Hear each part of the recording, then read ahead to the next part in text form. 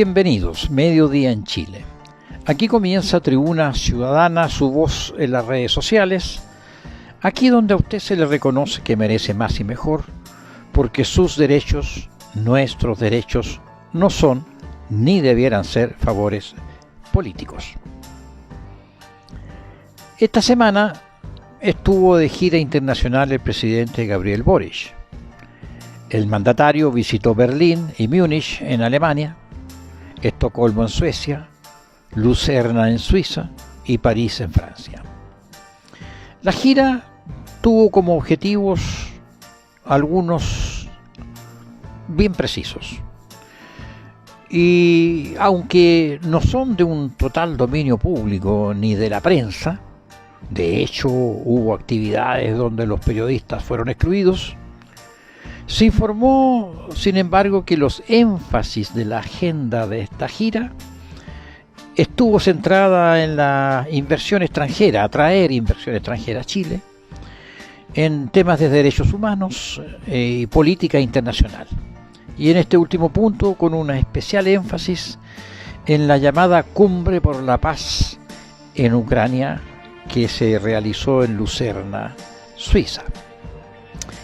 Si bien sobre esta gira todo llama la atención, especialmente llama la atención el alineamiento irrestricto de Chile en esta cumbre con la firma de la declaración final, que téngase presente que no logró los objetivos propuestos e incluso esa declaración final hasta el Vaticano rehusó firmarla, entre otros. Para contribuir a una mejor información y a una mayor y mejor difusión respecto de esta llamada Cumbre por la Paz en Ucrania, donde asistió el presidente de Chile y, reitero, firmó la declaración final. Para contribuir, a una mejor información y difusión, les comparto la entrevista de Alex Christoforou en su habitual programa semanal de análisis, reflexión y entrevistas, en que aborda este tema en particular. Y lo hace en esta ocasión con Alexander Mercouris, experto analista internacional. Quizás, al final de esta entrevista, con la abundante batería de datos y antecedentes que nos entregan, que nos proporcionan, podremos tener una mayor comprensión y mayores antecedentes para mejor entender y justificar, o tal vez justificar, por qué Chile, por determinación del presidente Gabriel Boric, que dirige la política exterior del Estado, decidió esta participación y particularmente su apoyo explícito con la firma de la declaración final. Pues bien, los invito a escuchar esta entrevista. Muy bien, Alexander. Hablemos de la conferencia de paz suiza. Fue un completo desastre. Ni siquiera Kamala Harris se quedó. Dio su discurso y se fue. Olaf Scholz también se fue rápidamente. ¡Qué desastre! ¿Cuáles son tus pensamientos sobre esta conferencia suiza? Tenemos un comunicado. Algunos países firmaron este comunicado muy diluido, pero muchos otros ni siquiera se molestaron. Fue una vergüenza. Ucrania y el occidente colectivo habrían estado mejor sin hacer esto. Esa es mi opinión. Deberían haberlo evitado, pero lo llevaron a cabo. De todos modos, ¿cuáles son tus pensamientos sobre la conferencia de paz suiza?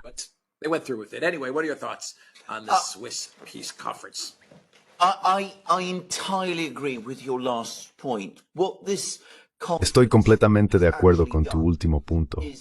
Lo que esta conferencia ha demostrado en realidad es el grado en que el apoyo al tema de Ucrania se ha desvanecido en Occidente. Compáralo con lo que sucedió en las primeras semanas del avance ruso en Ucrania en febrero y marzo de 2022. Tuvimos una votación en la Asamblea General de la ONU, donde alrededor de 150 estados votaron para exigir la retirada incondicional e inmediata de las tropas rusas de Ucrania. Fue una resolución respaldada por Occidente. Algunos países importantes se abstuvieron, como China e India, pero aún así señaló un choque y desaprobación generalizados de lo que los rusos habían hecho. Ahora, 2 años y medio después, decidieron tener esta conferencia. years later to have this conference. And they never completely explained what its Y nunca explicaron completamente cuál se suponía que era su propósito real. Inicialmente parecía que iba a ser una fórmula de paz. La idea original, según tengo entendido, era que los rusos serían invitados a asistir, pero no participarían realmente en las discusiones. Estarían allí en una sala en parte del complejo hotelero en Lucerna donde se estaba llevando a cabo esta conferencia. Todos los demás países asistirían. Se esperaba que vinieran 160 países. Se enviaron invitaciones a 160 países. Al final de esto, habría un comunicado que consagraría el plan de paz de Zelensky. Luego se llamaría a los rusos y se les presentaría el comunicado como una especie de ultimátum.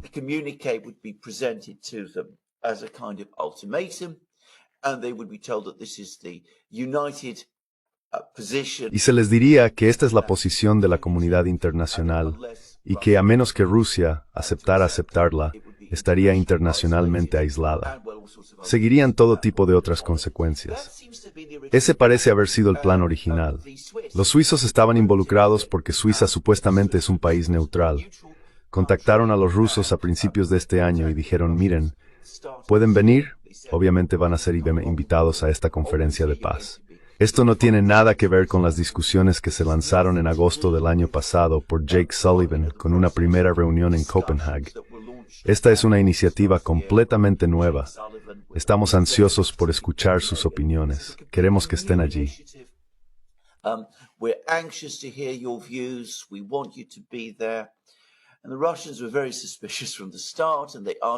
Los rusos fueron muy suspicaces desde el principio y preguntaron de qué se trataba todo esto.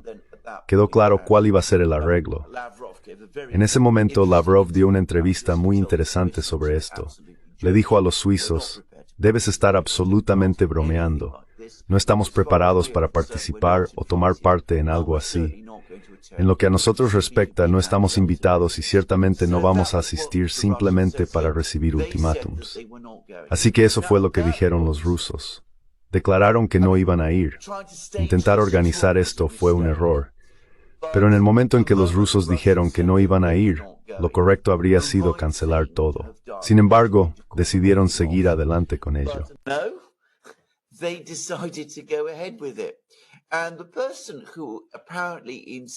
La persona que aparentemente insistió en seguir adelante con esto fue Zelensky. Hubo informes de que en abril los gobiernos occidentales intentaron contactarlo. Hubo una reunión con embajadores occidentales donde se le dijo a Zelensky que esta conferencia realmente no estaba funcionando. Cada vez menos países asistían y había una creciente oposición a lo que estaban tratando de hacer. Aparentemente se puso absolutamente histérico y tuvo una rabieta. Sabemos esto por los rusos. Insistió en seguir adelante. Creo que la razón principal por la que insistió en seguir adelante fue la que mencionaste en un programa que hicimos hace aproximadamente una semana, donde también discutimos esta conferencia. Esta razón fue que dejando de lado la cuestión de si iba a haber apoyo para su llamado plan de paz.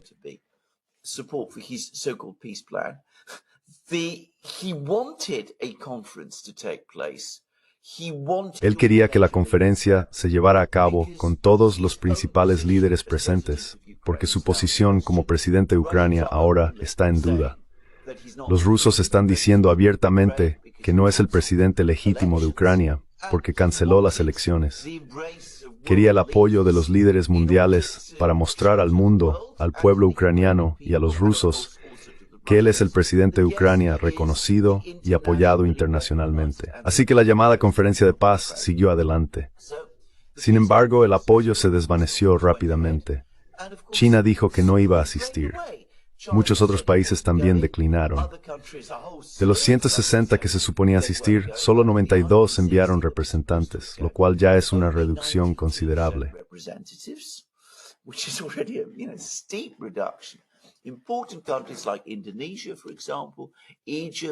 Países importantes como Indonesia y Egipto simplemente se negaron a enviar a alguien. China también declinó participar.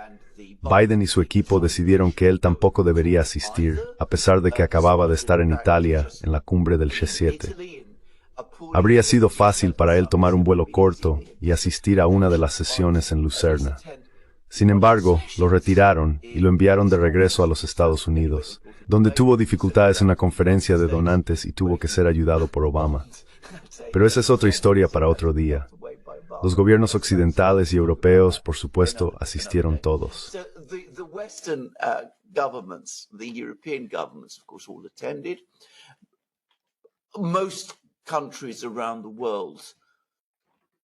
La mayoría de los países del mundo se mantuvieron al margen o enviaron funcionarios menores, solo representantes que no participaron. Zelensky luego fue a Arabia Saudita, y aparentemente los saudíes habían decidido no ir. Pero él fue 2 veces a Arabia Saudita y suplicó a MBS 2 veces para que un representante saudí asistiera. Los estadounidenses intervinieron y los saudíes finalmente enviaron a su ministro de Relaciones Exteriores. De todos modos, alrededor de 92 países y organizaciones internacionales, incluidas entidades como la Unión Europea, asistieron. Tuvieron una discusión y todos líderes occidentales dijeron exactamente las mismas cosas. En otras palabras, sonaba como si estuvieran usando el mismo guionista.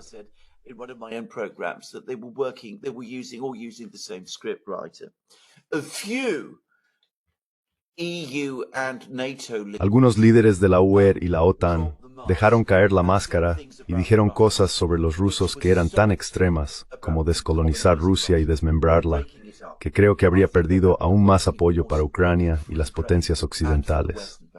Finalmente, elaboraron un comunicado final que fue inmensamente reducido de lo que se había planeado originalmente. Afirmaron que 80 países lo firmaron y que 12 no lo hicieron. Los 12 que no firmaron incluían países como Brasil, India, Arabia Saudita, Indonesia y Tailandia. De todos modos, se negaron a firmarlo. Pretendieron por un tiempo que Irak y Jordania lo habían firmado, pero resulta que no lo hicieron. It turns out that they haven't. So out of the 92 that finally attended, only 78 signed. Entonces, de los 92 que finalmente asistieron, solo 78 firmaron este comunicado, que básicamente dice muy poco. La única parte realmente interesante es que aparentemente requiere que la planta de energía nuclear de Zaporizhia sea devuelta a Ucrania. Esta demanda es tan descabellada y absurda que casi no tiene sentido. Para añadir al problema, Putin, el día antes de que se convocara la conferencia, se dirigió a la Junta del Ministerio de Relaciones Exteriores en Rusia. Dio un discurso colosal, uno de los más impresionantes que ha dado sobre política exterior. Proporcionó un examen exhaustivo del estado completo de las relaciones internacionales y las relaciones en Europa. Luego expuso cuáles eran las demandas rusas para el fin del conflicto. For the end of the conflict, he said that Ukraine must Dijo que Ucrania debe retirar incondicionalmente todas sus tropas de las 4 regiones, Zaporilla, Jersón, Donetsk y Lugansk. Entonces puede haber un alto el fuego, pero la base sobre la cual se resolverá el conflicto será Estambul más. Ucrania pierde las 4 regiones, más Crimea, acuerda no entrar en la OTAN, acuerda desmilitarizarse y desnazificarse. En otras palabras, todas las cosas que siempre ha dicho. El primer día de la conferencia, en lugar de discutir el plan de Zelensky, todos estaban reunidos en silencio, hablando sobre lo que había dicho Putin. Así que Putin, que no asistió, dominó la conferencia. Más países se mantuvieron alejados que los que asistieron.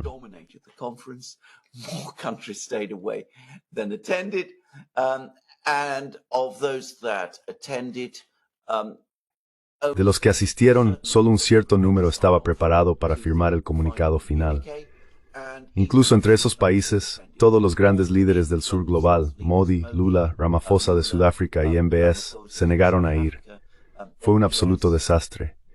Hemos visto el apoyo a Ucrania caer de alrededor de 150 estados que votaron a favor de las resoluciones de la Asamblea General de la ONU al inicio de la guerra, a 78.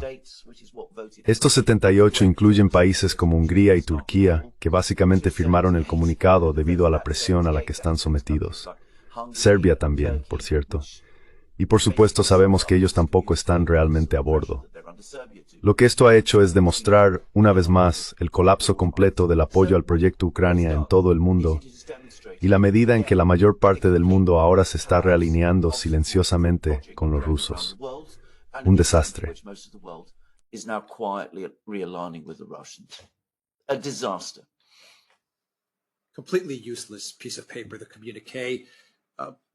Un pedazo de papel completamente inútil, el comunicado. Si Hungría, Serbia o Turquía lo firmaron, realmente no tienen nada que perder. Lo firmaron. ¿Y qué? No tiene sentido. Y se quitan la presión de Small de encima, porque estoy seguro de que Estados Unidos estaba ejerciendo mucha presión sobre estos países para que firmaran el comunicado. Entonces, ¿por qué no firmarlo? No tiene sentido, y te da un respiro de la presión de Small. El gran ganador de esta conferencia, incluso los miembros del Parlamento ucraniano lo han admitido, fue Rusia y Putin, porque todos estaban hablando de Rusia y Putin y su verdadero alto el fuego, o al menos un punto de partida para las negociaciones. Puede que pienses que su posición es maximalista. You may think his position is maximalist. You may think his position is too generous. Doesn't matter. Puede que pienses que su posición es demasiado generosa. No importa. Él presentó una propuesta real para comenzar las negociaciones. Lo que Estados Unidos y Ucrania deberían haber hecho es contrarrestarla para que algún tipo de diálogo y proceso pudiera comenzar. No lo hicieron. Rechazaron la propuesta de Putin de plano. Estoy seguro de que los rusos sabían que lo harían. Rusia resultó ser la gran ganadora de toda esta conferencia. Zelensky resultó ser el verdadero gran perdedor. Y te daré otra idea que me ha llegado. El otro ganador del lado ucraniano fue Yermak. From the Ukraine side of thing was Yermak. Yermak, who showed up there. Yermak, quien se presentó allí, tuvo algunas reuniones con líderes mundiales y se presentó como el verdadero Yermak, el verdadero hombre que dirige Ucrania. La conferencia se trató mucho de calmar las inseguridades de Zelensky, y todos se dieron cuenta de que él está muy inseguro sobre su legitimidad. Así que muchos de los líderes mundiales estuvieron allí para calmarlo. Yermak llegó a la conferencia hablando de negocios. Creo que hay algo allí que mucha gente no está discutiendo. Pero Yermak realmente salió adelante en esta conferencia. Se reveló, en mi opinión, como la persona que realmente está tomando las decisiones en Ucrania y puede tomar decisiones en el futuro, posiblemente incluso para lograr un alto el fuego. No lo sé. Esto es solo una teoría. ¿Pero qué piensas sobre eso? This is just a theory, but what do you think about that? I absolutely agree. I mean, this conference, which was supposed to Estoy totalmente de acuerdo. Esta conferencia, que se suponía reafirmaría el liderazgo de Zelensky en Ucrania, en cambio lo ha socavado. Lo ha hecho parecer ineficaz y ha expuesto su incapacidad para trabajar con líderes mundiales. Yermak tuvo que intervenir y hacerlo por él. Aunque ahora hemos visto quién es el verdadero poder en Kiev, es importante entender un punto sobre Yermak. Sí, es un hombre magistral y aparentemente dominante. Sin embargo, no parece ser particularmente popular entre los grandes poseedores de poder en Kiev mismo. No tiene apoyo, hasta donde puedo ver, entre la población en general de Ucrania. Por supuesto, él está allí solo porque es el jefe de gabinete de Zelensky. Si Zelensky se va, Yermak no tiene ningún papel constitucional. Así que, aunque parece fuerte y es una especie de ganador en comparación con Zelensky, su posición sigue siendo precaria.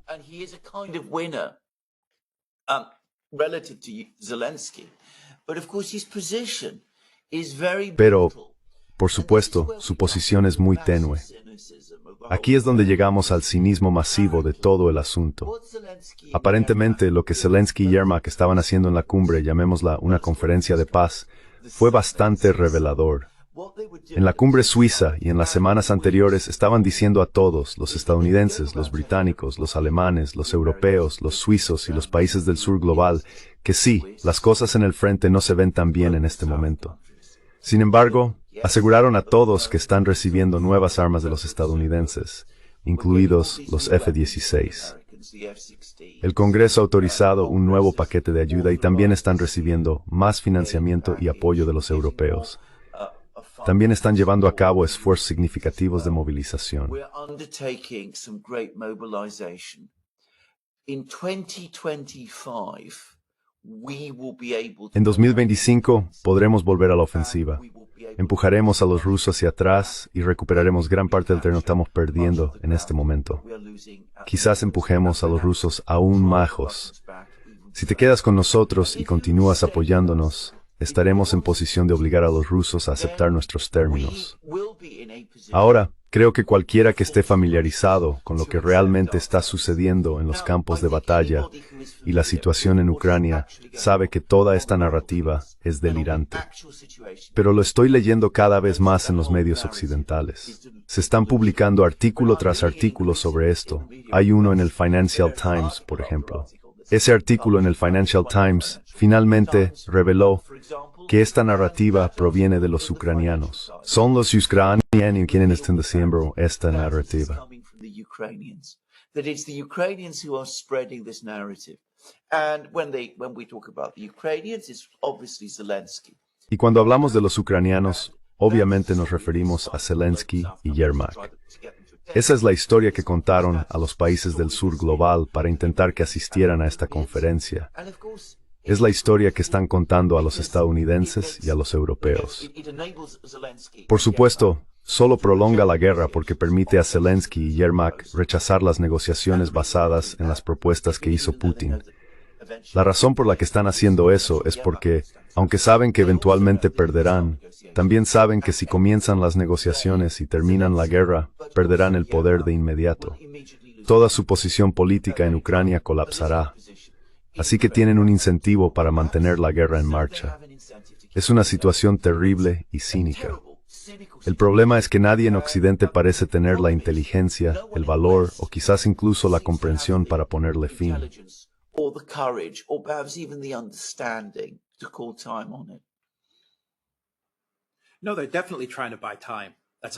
No, definitivamente están tratando de ganar tiempo. Eso es obvio. Incluso Kuleva, el ministro de Relaciones Exteriores, emitió una declaración diciendo prácticamente lo mismo. Mencionó que va a haber otra conferencia. Muchos países están hablando ahora de una segunda conferencia de paz suiza. No sé si será en Suiza nuevamente, pero se refieren a ella como otra conferencia de paz suiza.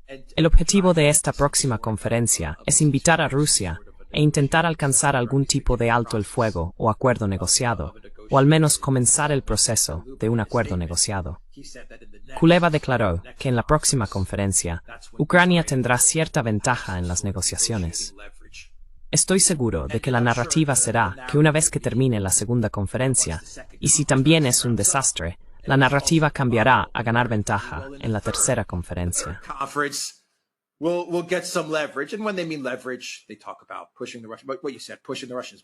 Cuando hablan de apalancamiento, se refieren a empujar a los rusos hacia atrás y forzar a Putin a aceptar los términos de Ucrania o de los esmios. Así que, sí, están tratando de ganar tiempo. No hay duda de ello. La pregunta es, ¿están tratando de ganar tiempo para prepararse para su salida? ¿O solo están tratando de ganar tiempo para averiguar qué hacer para mantenerse en el poder? O intentar infligir algún tipo de derrota a Rusia.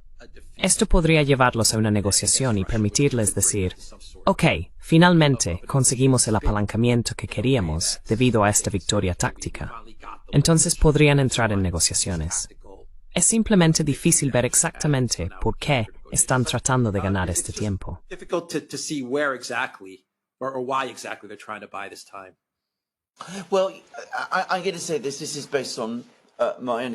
Bueno, tengo que decir esto, basado en mi propia experiencia del trabajo que solía hacer, asesorando a personas, aquellos que se encuentran en situaciones sin salida a menudo intentan prolongar las cosas tanto como pueden.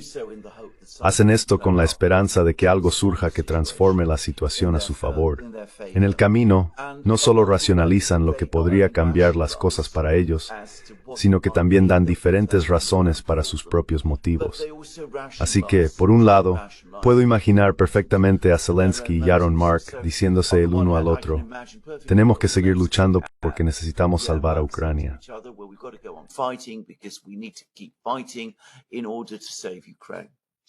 They could say that too. At the same time, Pueden decir eso también. Al mismo tiempo, pueden estar diciéndose a sí mismos, necesitamos mantener esto en marcha tanto tiempo como podamos porque necesitamos arreglar nuestros escondites y sacar la mayor cantidad de dinero posible de Ucrania. La gente puede creer o decir estas cosas totalmente contradictorias y diferentes, no exactamente al mismo tiempo, pero en el mismo día. Por la mañana dirán una cosa, por la noche dirán otra cosa y oscilarán entre las dos. Y, por supuesto, no son solo Yermak y Zelensky, sino todo tipo de otros funcionarios, algunos más cínicos y duros sobre las cosas que Zelensky y Yermak. About things than Zelensky and Yermak are. But a lot of them will be saying to themselves, Pero muchos de ellos estarán pensando, ganar tanto dinero como pueda ahora, porque en unos meses me voy. Estoy escuchando historias, y creo que puedes confirmar esto, que en varios lugares del mundo, en todos los refugios seguros habituales, de repente ves flujos de dinero ucraniano apareciendo. Digo dinero ucraniano, pero por supuesto, no es realmente dinero ucraniano en absoluto. Es dinero de Ucrania. Esto ha sido en gran parte no reportado, excepto por un artículo que vi en el Financial Times. La moratoria de Ucrania, su deuda a sus tenedores reonos, vence en agosto. Repayments to its bondholders is due to expire in August, and the Ukrainians are now coming to the bondholders. Los ucranianos ahora se están acercando a los tenedores de bonos y exigiendo una reducción del 60% en su deuda, incluso mientras están pidiendo más dinero a Occidente. Esto incluye el préstamo de 50,000 millones que discutimos el otro día. Zelensky también está hablando de los 300,000 millones en fondos rusos que han sido congelados. Puedes ver lo que está pasando. Por un lado, se dicen a sí mismos que deben seguir luchando, porque si no lo hacen, los rusos los superarán. Por otro lado, están pensando en extraer la mayor cantidad de dinero posible del país.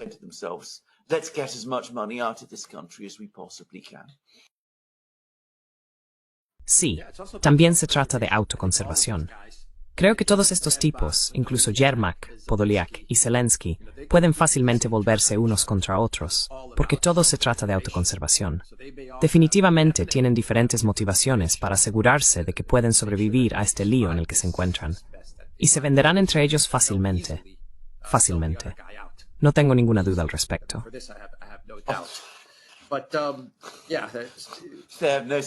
No tienen sentimientos sentimentales el uno por el otro. No hay absolutamente ninguna duda al respecto. Así que cubramos 2 puntos más.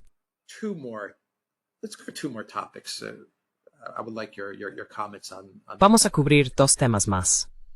Me gustaría conocer tus comentarios sobre estos temas relacionados con el proyecto Ucrania. ¿Por qué crees que el New York Times publicó los acuerdos de Estambul de 2022 y todos los documentos relacionados? ¿Por qué crees que publicaron eso el mismo día en que Putin dio sus términos para comenzar las negociaciones?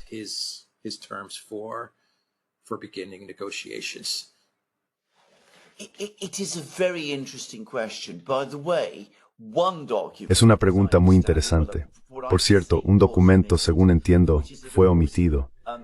The New York Times admitió que las garantías de seguridad y muchas de las disposiciones no cubrían ciertas áreas específicas de Ucrania. No proporcionaron el documento que especificaba qué territorios estaban excluidos, pero puedo decirte que era el Donbass. Y no solo el Donbass, según las líneas del frente de 2015, sino todo el Donbass. En otras palabras, los oblasts, las regiones Donetsk y Luhansk. Lo sé porque TFASBIM 2 se destruyen o maladarar regor de este mismo coaliciones.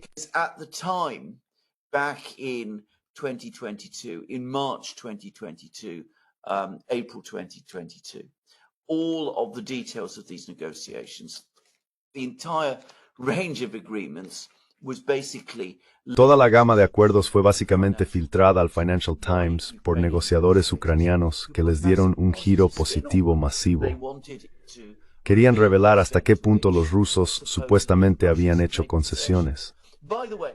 Por cierto, y solo como paréntesis en esto, al revisar estos documentos, está claro que esos funcionarios ucranianos que estaban hablando con el Financial Times en 2022, si no recuerdo mal, Podolyak, otro de los asistentes de Zelensky, era uno de ellos. Definitivamente estaban dando un giro positivo a lo que Ucrania había acordado. Estaban haciendo parecer que sus concesiones a los rusos iban mucho más allá de lo que decían en ese momento. Pero bueno, dejemos todo eso de lado. ¿Por qué se está publicando todo esto ahora? Is this all being published now? It is a very, very good question. Now, es una muy buena pregunta. Ahora, creo, y esta es mi propia percepción, porque realmente no puedo ver ninguna otra explicación para esto, que el verdadero propósito de publicar todo este material ahora es porque algunas personas en Washington, especialmente en el Pentágono y probablemente en la comunidad de inteligencia, entienden que la guerra en Ucrania está perdida y quieren negociaciones. Quieren resaltar el hecho de que hubo borradores de acuerdos casi alcanzados en Estambul en marzo y abril. Quieren acercarse a los rusos y decir, podemos volver y hablar sobre algo de este tipo.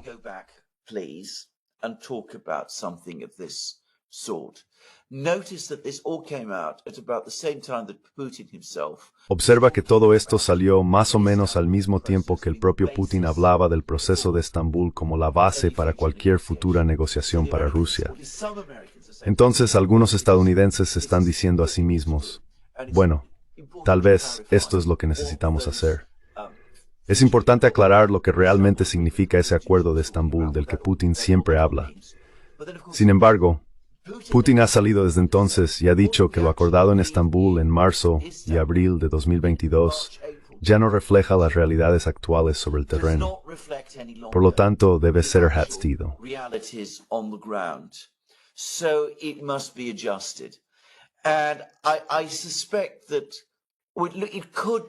Sospecho que lo que llevó a Putin a aclarar y hacer esa declaración, exponiendo sus ideas con tanta precisión, es que puede haber oído que algunas personas en los Estados Unidos están tratando de encontrar una manera de volver al acuerdo original de Estambul.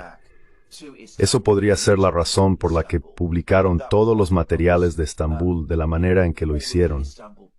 Me parece que algún tipo de discusión entre los estadounidenses y los rusos está teniendo lugar. Pero los rusos están diciendo, miren, si piensan que simplemente se volverá a Estambul, tiene que ser Estambul más. No estamos dispuestos a negociar sobre ninguna otra base.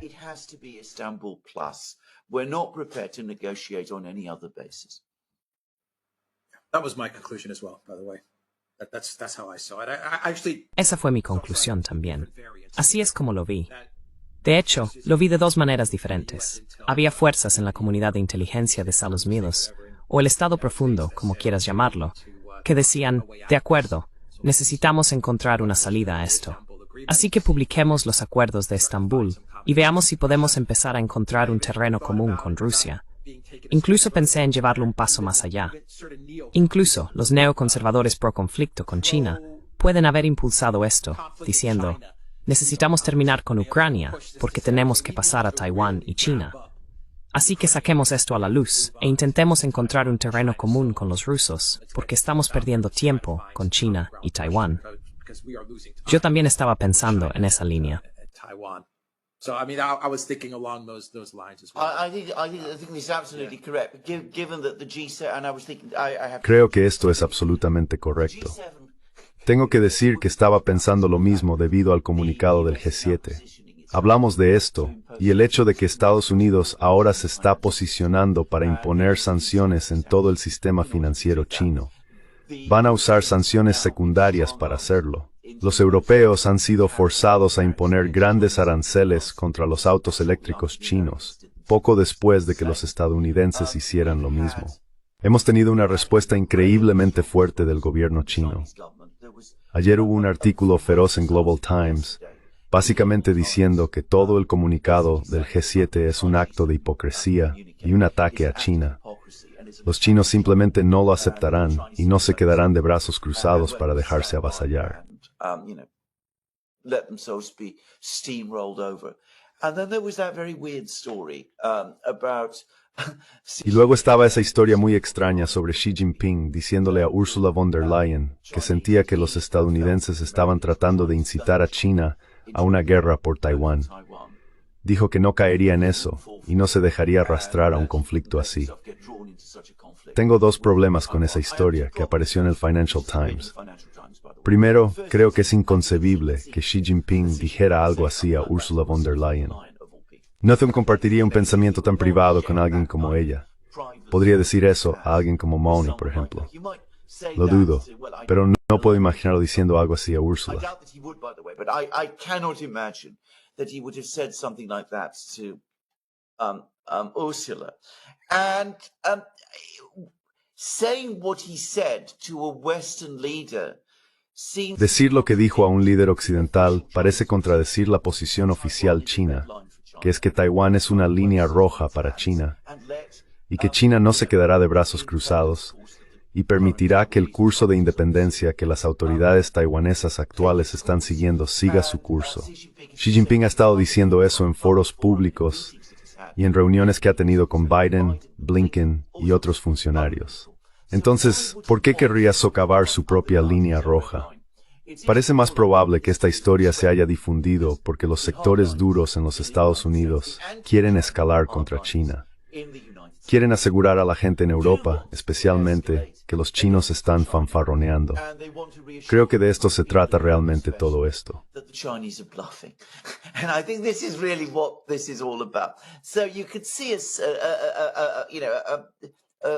Entonces, podrías ver un cambio en el enfoque neoconservador hacia China. Eso significa encontrar alguna manera de salir de este lío con Ucrania. Posiblemente ahora están proponiendo Estambul como base para la negociación con los rusos. Esto ha provocado un discurso colosal de Putin. Putin dice que Estambul simplemente no es suficiente. Tiene que ser Estambul más. Pero fíjate que Putin no solo dice que se detiene en Estambul más. Tiene que ser una reestructuración de la arquitectura de seguridad en toda Eurasia. Esto significa, por supuesto, que los chinos deben estar involucrados. Eso sería completamente inaceptable para los neoconservadores duros en los Estados Unidos.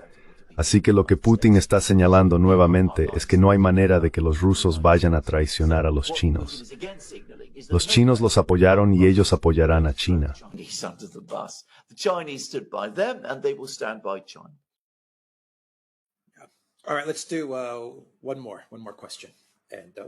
Muy bien, hagamos una pregunta más y terminaremos este video.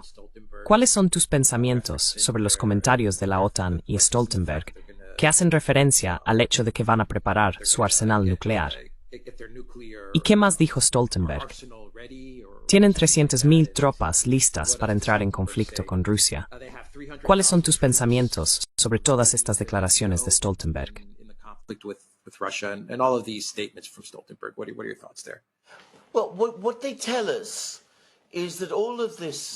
Lo que nos dicen es que toda esta charla de los europeos, la OTAN y algunas personas en los Estados Unidos, sugiriendo que Putin está fanfarroneando con sus advertencias a Occidente, no se cree del todo. Hay personas en la OTAN, y particularmente en Washington, que entienden perfectamente bien que él no está fanfarroneando. Algunas personas dentro del sistema de la OTAN están cada vez más alarmadas. Lo que probablemente ha provocado las últimas alarmas son los informes de que los F-16 se van a basar en Rumania en lugar de Ucrania.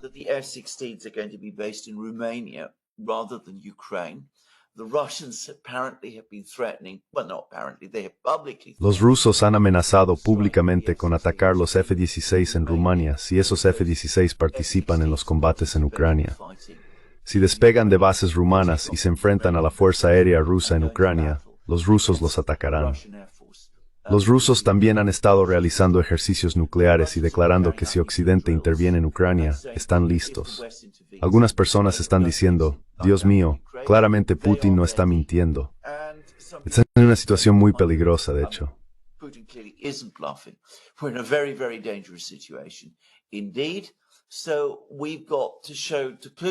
Entonces tenemos que mostrarle a Putin que nosotros también somos fuertes y que podemos contrarrestar a Rusia de igual manera. De esto se trata. Creo que esto es en realidad una señal de alarma. Sí, la OTAN tiene 300.000 tropas. Algunos han dicho que el número total de fuerzas de la OTAN en Europa es de alrededor de 500.000. Putin ha dicho que el ejército ruso que lucha en Ucrania ahora cuenta con 700.000 hombres. Sin embargo, la mayoría de ellos no están luchando en Ucrania. Solo una fracción de esa fuerza está realmente involucrada en los combates diarios. Pero ahora hay 700.000 hombres allí. In the day-to-day fighting, but that there are now 700,000 men there. I think people in NATO understand perfectly well. Creo que la gente en la OTAN entiende perfectamente bien que los ejércitos terrestres occidentales no son rival para esta fuerza rusa mucho más poderosa, mejor organizada, con experiencia en combate y endurecida. Algunos de estos ejércitos de la OTAN, ya sabes, existen en papel, pero no están realmente listos para el combate. El ejército británico no está listo para el combate. Así que creo que ellos también lo entienden. La conversación sobre armas nucleares y armas nucleares tácticas tiene que ser muy cuidadosa. Si se intensifica, si continúan tratando de equilibrar las advertencias rusas con sus propias advertencias, eso podría generar alarma en Europa. Y por supuesto he escuchado que Gevorg Armasyan nos dijo esto en Rusia. Gevorg Armasyan told us this in the live stream we recently did with him, but La transmisión en vivo que hicimos recientemente con él.